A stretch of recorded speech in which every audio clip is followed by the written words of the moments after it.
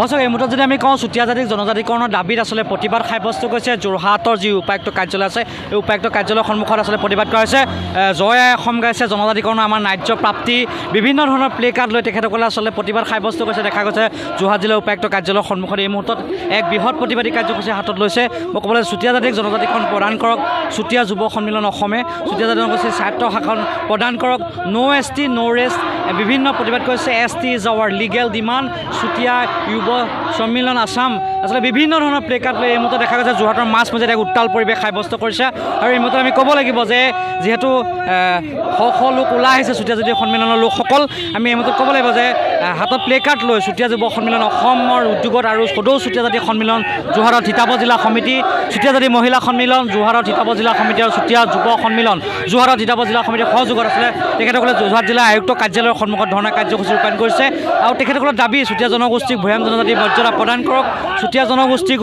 উপগ্ৰহীয় স্বায়ত্তশাসিত পৰিষদ প্ৰদান কৰক বিভিন্ন ধৰণৰ প্ৰতিবাদী কাৰ্যসূচী লৈছে এই মুহূৰ্তত আমি পোনে তেখেতসকলৰ লগত কথা পাতিবলৈ গৈছোঁ কছাৰী ডিমাচা মৰাণ বড়ো চুতীয়া জলধা ত্ৰিপুৰা গাৰো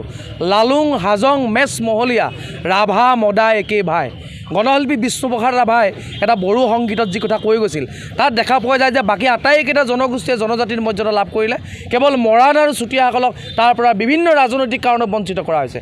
ইতিমধ্যে 1980 চনত যেতিয়া তদানীন্তন প্ৰধানমন্ত্ৰী ইন্দিৰা গান্ধী আছিল তেতিয়া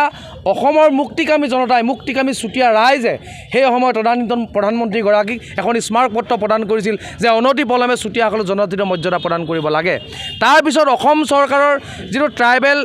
ডেভেলপমেণ্ট ডিপাৰ্টমেণ্ট আছে সেই ডিপাৰ্টমেণ্টটোৱে চুতীয়াসকলক জনজাতি অন্তৰ্ভুক্ত কৰিব পৰা আটাইকেইটা বৈশিষ্ট্য আছে বুলি প্ৰতিবেদন দিয়াৰ পিছতো সেই সময়ত কিন্তু চুতীয়াসকলক তেওঁলোকে জনজাতীয় মৰ্যাদা প্ৰদান নকৰিলে ইয়াৰ পিছত নিৰ্বাচনী ইস্তাহাৰত বিজেপি চৰকাৰে চুতীয়াকে আদি কৰি 6 জনগোষ্ঠীক জনজাতিৰ মৰ্যাদা প্ৰদান কৰিম বুলি সহজ সৰল ৰাইজৰ ভোটেৰে তেওঁলোকে নিৰ্বাচনত জয়ী হৈ গাড়ী দখল কৰিলে কিন্তু তাৰপিছত আজি 10 বছৰ হোৱাৰ পিছতো আমি দেখিবলৈ নাপালোঁ যে বিজেপি চৰকাৰখনে আমাৰ 6 জনগোষ্ঠীৰ জনজাতিকৰণৰ বিষয়টোত কোনো ধৰণৰ প্ৰাধান্য বৰণ নকৰিলে গতিকে আমি বিভিন্ন ৰাজনৈতিক দলবিলাকৰ প্ৰতি চুতীয়া যুৱ সন্মিলন অসমৰ এটা মুকলি প্ৰশ্ন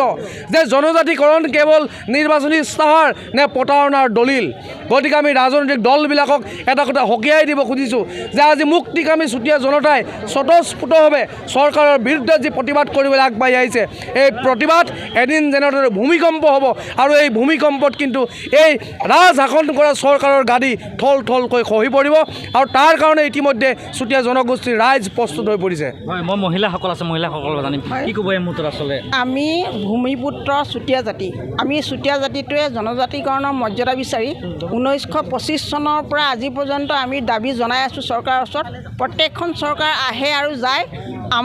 আমাক প্ৰতিশ্ৰুতি দি প্ৰত্যেকটো ইলেকশ্যন পাৰ হৈ যায় আমাৰ প্ৰতিশ্ৰুতিভাৱেই থাকে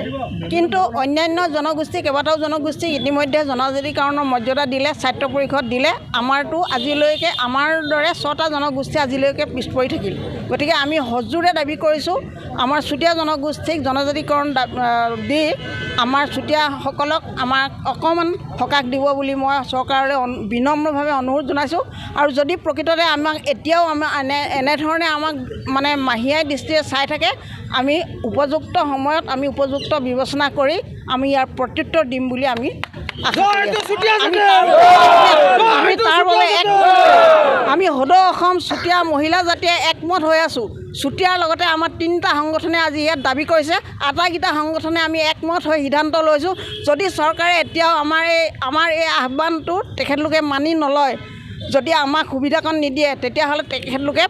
আগন্তুক ইলেকশ্যনৰ সময়ত ইয়াৰ উত্তৰ পাব বুলি আমি সিদ্ধান্ত লৈছোঁ গতিকে আমি ইয়াৰ যোগেদি সকীয়াই দিব বিচাৰিছোঁ চৰকাৰে যাতে ইয়াৰ বিবেচনা কৰি উপযুক্ত আমাক মানে এটা সিদ্ধান্ত দিয়ে হয়